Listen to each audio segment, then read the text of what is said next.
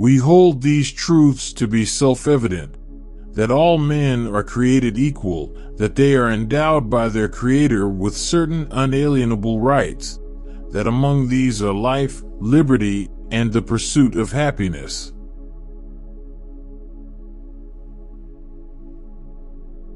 When in the course of human events, it becomes necessary for one people to dissolve the political bands which have connected them with another, a decent respect to the opinions of mankind requires that they should declare the causes which impel them to the separation. For imposing taxes on us without our consent. We, therefore, the representatives of the United States of America, solemnly publish and declare that these united colonies are, and of right ought to be free and independent states.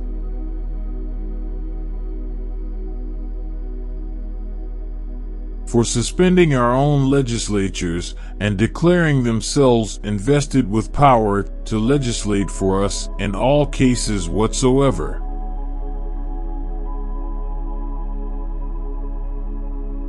He has called together legislative bodies at places unusual, uncomfortable, and distant from the depository of their public records, for the sole purpose of fatiguing them into compliance with his measures.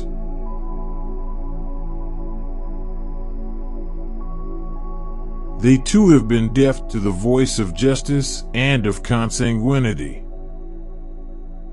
We must, therefore, acquiesce in the necessity which denounces our separation and hold them, as we hold the rest of mankind, enemies in war, and peace friends.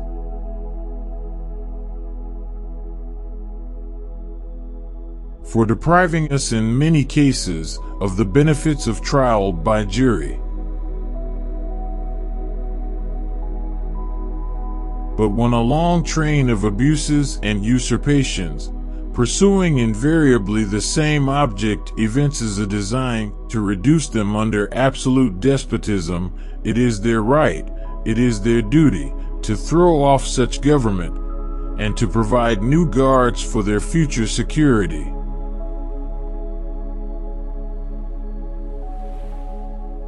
Such has been the patient sufferance of these colonies, and such is now the necessity which constrains them to alter their former systems of government.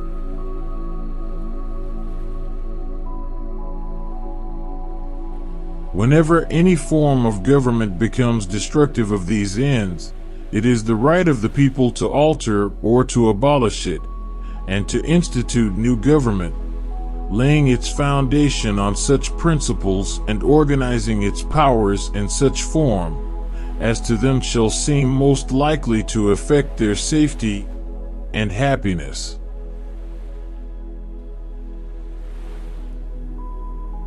He has abdicated government here by declaring us out of his protection and waging war against us.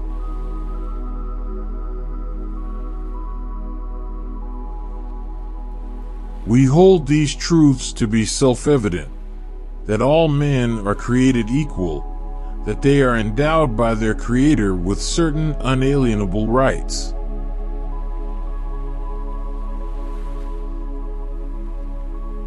As free and independent states, they have full power to levy war, conclude peace, contract alliances, establish commerce, and to do all other acts and things which independent states may of right do.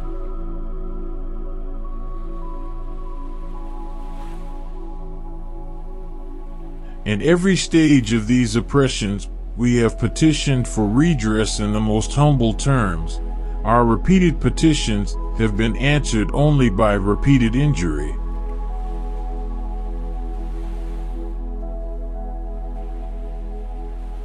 We have appealed to their native justice and magnanimity, and we have conjured them by the ties of our common kindred to disavow these usurpations.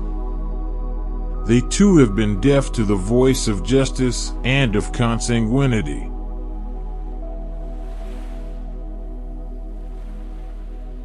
He has dissolved representative houses repeatedly for opposing with manly firmness his invasions on the rights of the people. And for the support of this declaration, with a firm reliance on the protection of divine providence, we mutually pledge to each other our lives, our fortunes, and our sacred honor. The history of the present King of Great Britain is a history of repeated injuries and usurpations, all having in direct object the establishment of an absolute tyranny over these states. A prince whose character is thus marked by every act which may define a tyrant is unfit to be the ruler of a free people. Prudence, indeed, will dictate that governments long established should not be changed for light and transient causes.